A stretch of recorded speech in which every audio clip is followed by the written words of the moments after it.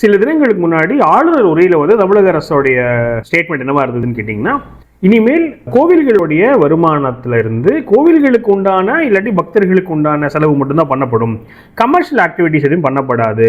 இது வரைக்கும் தொடங்காத ஏதாவது கமர்ஷியல் ஆக்டிவிட்டிஸ் இருந்துச்சுன்னா, அதாவது கல்யாண மண்டபம் கட்டுறேன், பார்க்கிங் கட்டுறேன், இந்த மாதிரிலாம் இருந்ததுன்னு சொன்னால் அதெல்லாம் வந்து நாங்கள் ஸ்டாப் பண்ணுறோம் அப்படின்னு சொல்லிட்டு அந்த உரையில் இருந்தது.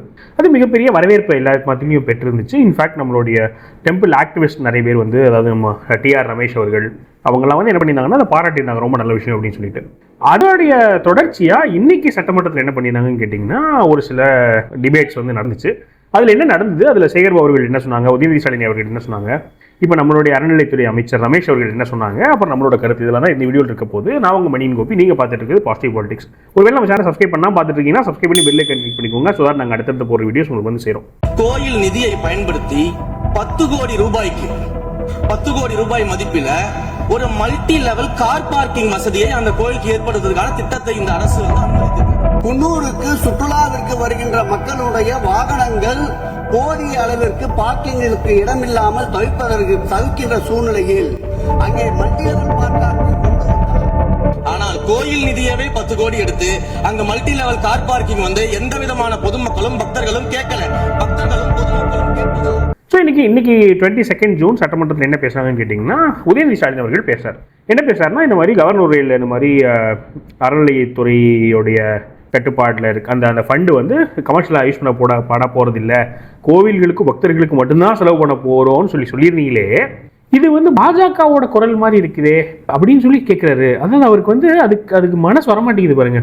அதை சொல்லிட்டு அவர் சொல்கிறாரு, நீங்கள் வந்து இந்த மாதிரி கல்யாண மண்டபம் இந்த மாதிரி ப்ராஜெக்ட்ஸ் தான் நடத்த போகிறீங்களா, இல்லாட்டி மருத்துவ உதவி, கல்வி இந்த திட்டங்களையுமே க்ளோஸ் பண்ணிடுவீங்களா அப்படின்னு சொல்லி அவர் கேட்குறாரு கேள்வி.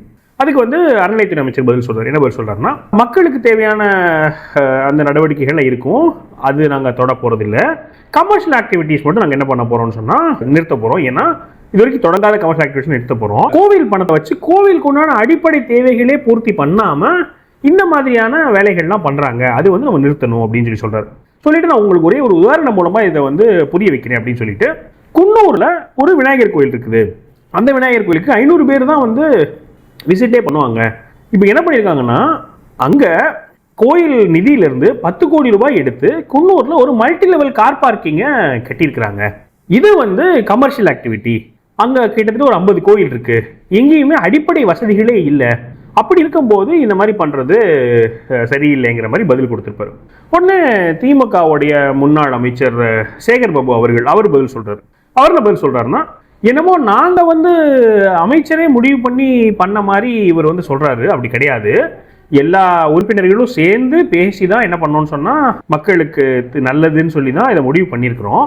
அப்புறம் உங்களுக்கு இது எந்த அதிகாரி வந்து இதை நிறுத்த சொல்லி சொன்னாரோ அதே அதிகாரி தான் வந்து எனக்கு முன்னாடி இதை அப்ரூவ் பண்ணி வேலை பண்ணாருன்னு சொல்லி அந்த அதிகாரி பற்றி சொல்லிட்டு அவர் சொல்கிறாரு, குன்னூரில் வந்து டூரிஸ்ட் நிறையா வராங்க, அந்த டூரிஸ்ட்லாம் கார் பார்க் பண்ணுறதுக்கே சரியான இடம் இல்லை. அப்போ அதுக்காக மக்களோட நலனுக்காக நம்ம என்ன பண்ணியிருக்கோம்னு சொன்னால், கோவிலோடைய நிதி வருவாயை கூட்டுறதுக்காக இப்படி மல்டி லெவல் கார் பார்க்கிங் கட்டி வாடகை கூட்டம்னு சொன்னால் அதனால கோவிலோட வருமானம் கூடும். அந்த வருமானத்தை வச்சு கோவிலோடைய தேவைகளையும் பக்தர்களுடைய தேவைகளையும் பூர்த்தி பண்ணலான்றதுக்காக இப்படி பண்ணோன்னு சொல்லிட்டு ஓப்பனாக சொல்கிறார். இது பார்க்கும்போதே அப்படி ஷாக்கிங்காக இருக்குது. அட பாவமேன்னு சொல்லிட்டு சாமி சரணம். அப்போ இதுக்கு வந்து திரும்ப அறநிலையத்துறை அமைச்சர் ரமேஷ் அவர்கள் பதில் சொல்கிறாங்க.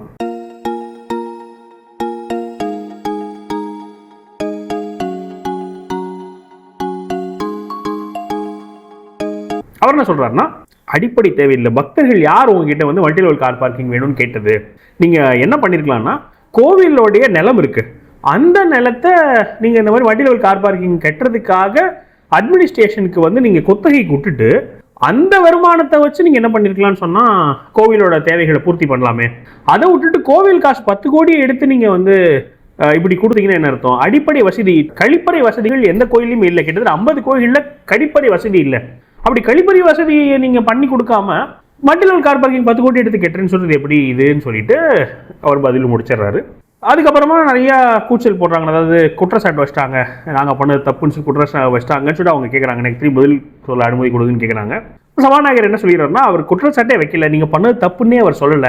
அவர் என்ன சொல்றாருன்னா, இந்த மாதிரி நடக்க போகுதுன்னு தான் சொல்றாருன்னு சொல்லிட்டு சபாநாயகர் பதில் கொடுக்குறாரு. கொடுத்துட்டு நீங்களாம் பதில் சொல்றதுக்கு அனுமதி பண்ண மாட்டேன், நீங்க திரும்பி ரிப்பீட் பண்ண அனுமதி பண்ண மாட்டேன், ரிப்பீட்டடா போயிட்டே இருக்குன்னு சொல்லிட்டு அவர் ஸ்டாப் பண்ணிடுறாரு. அப்புறம் உதயநிதி ஸ்டாலின் திரும்ப பேசும்போது இந்த கோவில் நிதியிலிருந்து நடத்துகிற கல்லூரி பள்ளி மருத்துவம்லாம் தொடர்வேன்னு நீங்கள் சொல்லியிருக்கீங்க அப்படின்னு சொல்லிட்டு, கார் பார்க்கிங்குமே வந்து அடிப்படை வசதி தான். பக்தர்கள் எல்லாரும் கார் வர்றாங்க, அப்போ காரில் வர்றவங்களுக்கு அந்த பார்க்கிங் அவங்களோட அடிப்படை வசதி தேவை தானே அப்படின்னு சொல்லிட்டு பதில் சொல்கிறார். இதோட இந்த டிபேட்டை முடிச்சிட்டாங்க. ஸோ இதில் வந்து எனக்கு ஒரு மிக்சட் ஃபீலிங். ஃபஸ்ட்டு வந்து பாராட்டி ஆகணும், கண்டிப்பாக பாராட்டி ஆகணும் இப்போ எக்ஸிஸ்டிங் கவர்மெண்ட்டையும் ஹெச்ஆர்என்சி மினிஸ்ட்ரியும். ஏன்னா ஒரே ஒரு நிமிஷம் யோசிச்சு பார்ப்போமே, இதே சம்பவத்தை ஒரு பாஜக அரசோ இப்போ அண்ணாமலைனா தலைமையில அரசோ இதே சம்பவத்தை பண்ணியிருந்தாங்கன்னு சொன்னால் எல்லாரும் ரொம்ப சந்தோஷப்பட்டிருப்போம். என்ன சந்தோஷப்பட்டிருப்போம், அப்பாடா நல்லபடியாக ஆட்சி வந்துருச்சு, கோவில் காசு எடுத்து இவங்க வந்து கமர்ஷியல் ஆக்டிவிட்டி பயன்படுத்திருக்கிறது நிறுத்திட்டாங்க அப்படின்னு பாராட்டு இருக்கும். நிறைய எல்லாருமே என்ன பண்ணியிருப்போம்னா பரப்பியிருப்போம்.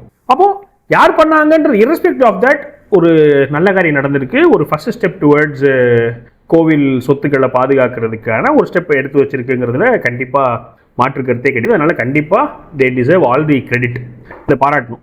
எனக்கு வந்து இன்னும் ஒரு சில விஷயங்கள் ஏன் மிக்சடுன்னு சொல்கிறேன்னு சொன்னால், இதை ரூட் வரைக்கும் போய் ஆர்கியூ பண்ணி ஃபைட் பண்ணல இந்த ஆர்கியூமெண்ட்டுங்கிறது எனக்கு ஒரு வருத்தம். ஏன்னா அவ்வளோ ஒரு ஸ்ட்ராங்கான ஆர்கியூமெண்ட் இருக்குது.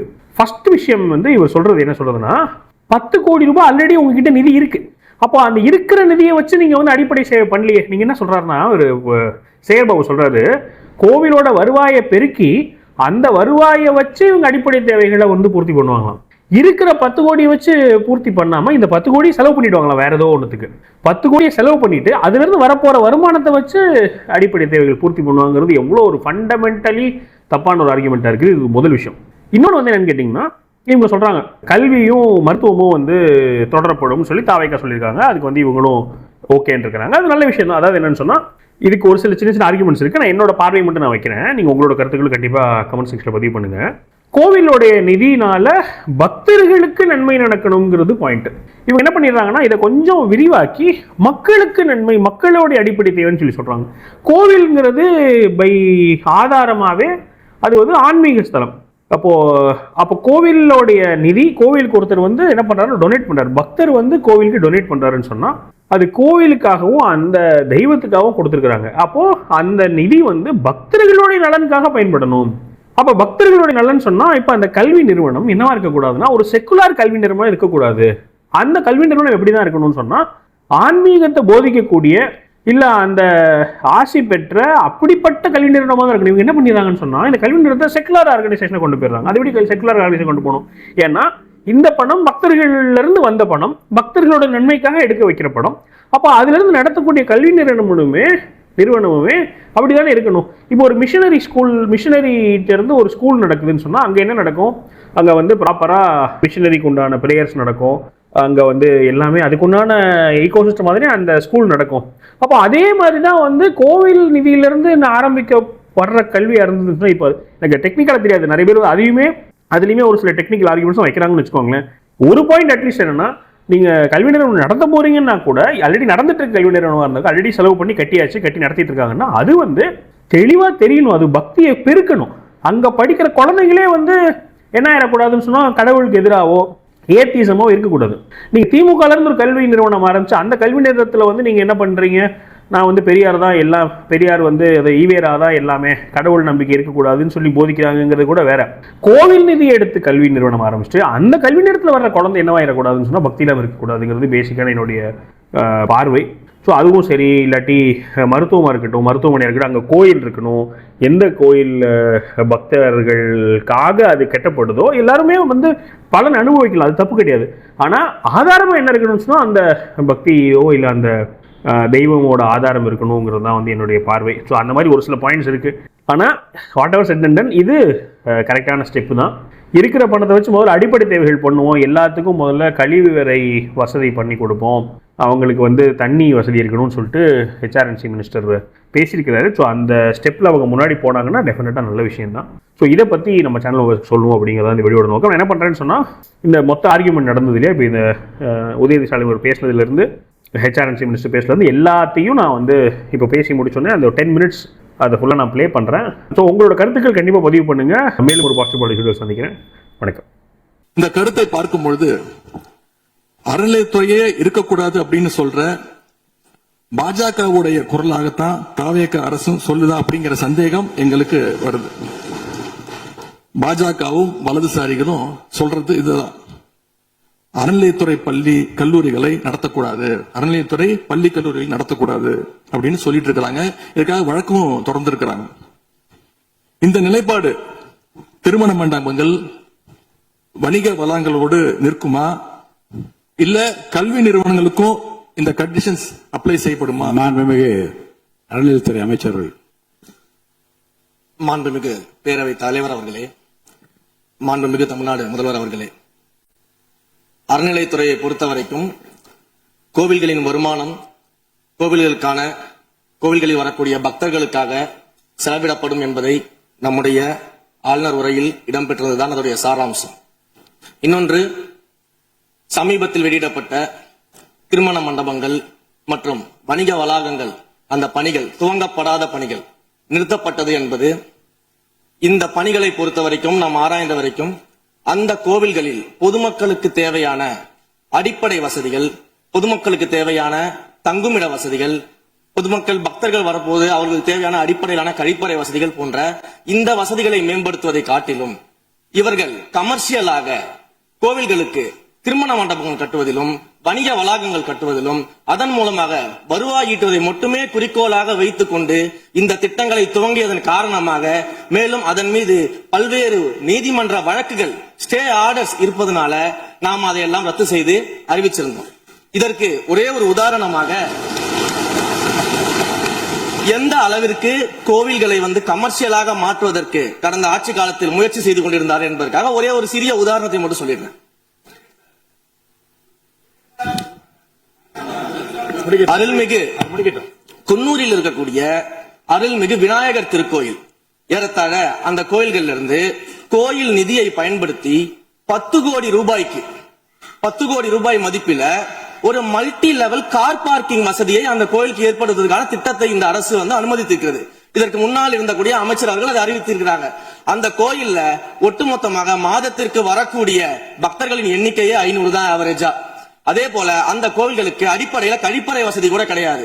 இது மட்டும் இல்ல, குன்னூர் மற்றும் உதகையை சுற்றி இருக்கக்கூடிய அனைத்து பகுதிகளிலும் இருக்கக்கூடிய 50 கோவில்கள்ல பேசிக்கா இருக்கக்கூடிய டாய்லெட் ஃபெசிலிட்டிஸ் கூட இருக்கக்கூடிய கோயில்களுக்கு கிடையாது. அப்படிப்பட்ட இடங்கள்ல கோயில் நிதியை பயன்படுத்தி எதற்காக மல்டி லெவல் கார் பார்க்கிங் தேவைப்படுது? அப்ப இது கமர்ஷியல் திட்டங்கள் இல்லையா? கோவில் நிதியை இப்படி கமர்ஷியலாக பயன்படுத்துவதற்கு எதிராக தான் நாம இந்த திட்டங்களை எல்லாமே தடுத்து, இந்த திட்டங்கள் தேவையில்லை, அதற்கு பதிலாக நம்முடைய அரசாணையிலே வெளியிட்டிருக்கிறோம். மிக தெளிவாக கடைசி வரியை படித்து பார்த்தால் எல்லாருக்கும் தெரியும். இந்த கோவில் நிதியை பயன்படுத்தி கோவிலும் பக்தர்களும் பயன்படக்கூடிய வகையில மாற்று திட்டங்களை உருவாக்கும்ன்ற வரியை நம்ம மென்ஷன் பண்ணியிருந்தோம். எந்த இடத்திலேயுமே மக்கள் பயன்படக்கூடிய கல்வி நிலையங்களையோ இல்ல இது போன்ற மருத்துவ வசதிகளையோ நாம செய்து தரமாட்டோம்னு சொல்லல. இன்னும் சொல்ல போனா கடந்த 5 ஆண்டுகள்ல ஒன்றிய அரசின் நிதி உதவியோடு பழனியில பாத்தீங்கன்னா ஒரு சித்த மருத்துவமனை கட்டுவதற்கான நிதி உதவியை ஒன்றிய அரசு தருவதற்கு தயாராக இருந்தது. ஆனா கடந்த ஆட்சியில அந்த திட்டத்தை அப்படியே கிடப்புல போட்டுட்டு, கேட்டா ரெக்கரிங் செலவை எங்களால ஏத்துக்க முடியாது அப்படின்னு சொல்லி கிடப்புல போட்டு வச்சிருந்த இந்த திட்டத்தை நாம இன்றைக்கு கையில் எடுத்து அதை துவங்குவதற்கான ஆய்வில் இறங்கியிருக்கிறோம். அப்ப எந்த இடத்திலையுமே மக்கள் பயன்பெறக்கூடிய திட்டங்களை நாம தடுக்கவும் இல்ல, நாம யாருக்கும் பி டீமாக இருந்து வேலை செய்ய வேண்டிய அவசியமும் இல்ல. கோயில்களின் நிதியை ஒரு காலமும் கமர்ஷியலாக பயன்படுத்த வேண்டிய அவசியமும் மாண்புமிகு தமிழ்நாடு முதலமைச்சர் தலைமையிலான தமிழக வெற்றி கழகத்தின் ஆட்சிக்கு தேவையும் இல்லை. மாண்புமிகு உறுப்பினர் சேகர் பாபு. மாண்புமிகு பேரவைத் தலைவர் அவர்களே, இந்து சமய அறநிலைத்துறை கொடைகள் என்ற ஒரு சட்டம் இருக்கின்றது. அந்த சட்டத்தில் விதி 69 என்ற குறிப்பிடப்பட்டிருக்கின்ற அந்த பணிகள் சட்ட விதிகளுக்கு உட்பட்டு சட்டத்தின் 36 பிரிவிலிருந்து தான் இந்த பணிகள் மேற்கொள்ளப்பட்டன. குறிப்பாக ஏதோ அமைச்சரே முடிவு செய்து திருமண மண்டபங்களையும் வணிக வளாகங்களையும் ஏற்படுத்துவதற்கு உத்தரவிட்டதாக மாண்புமிகு அமைச்சர் அவர்கள் அவைக்கு உண்மைக்கு புறம்பான தகவலை தந்து கொண்டிருக்கின்றார். ஒவ்வொரு திட்டங்களும் அன்றைய காலகட்டத்தில் இருந்த சட்டப்பேரவை உறுப்பினர்களுடைய பரிந்துரையின் அடிப்படையில் சட்டப்பேரவை உறுப்பினர்கள் கேட்டுக்கொண்டதற்கு அடிப்படையில் தான் அனைத்து திட்டங்களும் அந்த காலகட்டங்களில் கொண்டு வரப்பட்டது. அதோடு மட்டுமல்ல, உறுப்பினர் அவர்கள் குறிப்பிட்டு கூறினார், குன்னூரிலே மல்டி லெவல் கார் பார்க்கிங் கொண்டு வரப்பட்டது என்று. அங்கே இருக்கின்ற 56 கோயில்களையும் நான் குன்னூரிலே 5 நாட்கள் ஊட்டியிலே முகாமிட்டு அனைத்து கோயில்களுக்கும் நேரடியாக சென்று ஆய்வு செய்தோம். அந்த ஆய்வின் அடிப்படையில் அந்த திருக்கோயில்களுக்கு வருகின்ற பக்தர்களுடைய அடிப்படை தேவைகளுக்கு வருமானத்தை உயர்த்துவதற்காக குன்னூருக்கு சுற்றுலாவிற்கு வருகின்ற மக்களுடைய வாகனங்கள் போதிய அளவிற்கு பார்க்கிங்களுக்கு இடமில்லாமல் தவிக்கின்ற சூழ்நிலையில் அங்கே மல்டி லெவல் பார்க்கிங் கொண்டு வந்தால் நகராட்சி பரிந்துரையின் அடிப்படையில் வருமானம் பெருகும். அந்த வருமானம் திருக்கோயில்களுடைய மேம்படுத்துகின்ற பணிகளுக்கு உதவும் என்பதற்காகத்தான் அந்த பணிகளை மேற்கொண்டோம் என்பதை மாண்புமிகு அமைச்சர் அவர்களுக்கு இப்போது யார் அறிவுறுத்தி, ஒரு நிமிஷம், யார் அறிவுறுத்தி இந்த அரசாணையை வெளியிட்டிருக்கின்றாரோ அவர்தான் அப்பொழுது ஆணையாளராக இருந்தபோது இதே அறிவுறுத்தின் பேரில் அரசாணையை வெளியிட்டிருக்கிறார் என்பதை பேரவைத் தலைவருக்கு, பேரவைத் தலைவர் வாயிலாக அமைச்சருக்கு தெரிவித்துக் கொள்கிறேன். மேலும் அவர் கூறுவதற்கு எனக்கு பாயிண்ட் ஆஃப் ஆர்டர் பதில் கூறுவதற்கு அனுமதிக்க வேண்டும். மாண்புமிகு பேரவைத் தலைவர் அவர்களே, குன்னூரில் இருக்கக்கூடிய அந்த விநாயகர் கோயிலுக்கு சொந்தமான இடத்துல மல்டி லெவல் கார் பார்க்கிங் அமைப்பதற்கு ஏற்கனவே அங்க இருக்கக்கூடிய நகராட்சி நிர்வாகம் ப்ரப்போசல் வழங்கிய போது அந்த நகராட்சி நிர்வாகத்திடம் நம்முடைய நிலத்தை குத்தகைக்கு கொடுத்து அதன் மூலமாக இருக்கக்கூடிய வருவாயை வைத்துக் கொண்டு நாம் முடிந்த வரையில் நம்முடைய கோயில்களுக்கு தேவையான அடிப்படை வசதிகளை நாம் செய்து கொடுக்கலாம். ஆனால் கோயில் நிதியவே 10 கோடி எடுத்து அங்கு மல்டி லெவல் கார் பார்க்கிங் வந்து எந்த விதமான பொதுமக்களும் பக்தர்களும் கேட்கல. பக்தர்களும் பொதுமக்களும் கேட்பதெல்லாம் கோயிலுக்கு உள்ளே சென்று மனநிறைவோடு தரிசனம் செய்துவிட்டு வெளியே வரும்பொழுது அவர்களுக்கு தேவையான அடிப்படை வசதிகளை தான் பக்தர்கள் கேட்டுக் கொண்டிருக்கிறார்கள். அதை செய்தாலே போதுமானது. மாநில எதிர்கட்சி தலைவர் பேசுகிறீங்க. போதுங்க, நீங்க சொன்னீங்க விளக்கம் சொல்லி திருப்பி இதை நான் அனுமதிக்க முடியாது. மாண்பு எதிர்கட்சி தலைவர் பேசுங்க. வேண்டாம், போதும். நீங்க பதில் சொல்லிட்டீங்க பாருங்க. மல்டி லெவல் கார் பார்க்கிங் தேவைன்னு அவர் இல்லைன்னு சொன்னாரு, ஏன் போட்ட நீங்க சொல்லிட்டீங்க. அதோட விவாதம் முடிந்தது. மாண்பு எதிர்கட்சி தலைவர் பேசுங்க. நீங்க திரும்ப எதுக்கு பாயிண்ட் பாடுற? இனிமே எதிர்கட்சி தலைவர் பேசி முடிக்கிற வரைக்கும் குறுக்கீடுகள் அவசியம் இருந்தால் அனுமதிப்பேன், அனுமதிக்க முடியாது. எதிர்கட்சி தலைவர் பேசலாம். ஒரு குற்றச்சாட்டு இல்ல, அவர் விளக்கம் தான் சொன்னார். என்ன குற்றச்சாட்டு சொன்னாரு? அவர் விளக்கம் சொல்லிட்டாரு. மாண்பு எதிர்கட்சி தலைவர் நீங்க பேசலாம். இனி மாண்பு எதிர்கட்சி தலைவர் பேசி முடிக்கிற வரைக்கும் எந்த குறுக்கீடுகளுக்கும் நான் அனுமதிக்க முடியாது. அவசியம் ஏற்பட்டால் விதிகள் உட்பட்டு அனுமதிக்க வேண்டிய உரிமை எனக்கு இருக்கிறது. இப்போது மாண்பு எதிர்கட்சி தலைவர் பேசலாம். சொல்லிட்டீங்க, நீங்க பதில் பாருங்க. அவர் சொன்ன உடனே நீங்க பதில் சொல்லிவிட்டீர்கள். குற்றச்சாட்டு அல்ல, விளக்கம் சொன்னார் அவரு. 10 கோடி ரூபாய்க்கு இந்த இடத்துல 10 கோடி ரூபாய்க்கு கோயில் படத்தை எடுத்து ஏன் பயன்படுத்தினீங்க, அது வேற எதுக்கு பக்தர்களுக்கு பயன்படு விளக்கம் சொன்னார். அவ்வளவு குற்றச்சாட்டு எப்படி வராது? உங்க மேல குற்றச்சாட்டு வைக்கலையே, தவறா பயன்படுத்தினீங்க, அதுல தவறு நடந்து அவர் சொல்லலையே. அதை குற்றச்சாட்டாக எடுத்துக்கொள்ள முடியாது, விளக்கமாகத்தான் எடுத்துக்கொள்ள முடியும். மாண்புமிகு எதிர்க்கட்சி தலைவர் அவர்கள் பேசலாம்.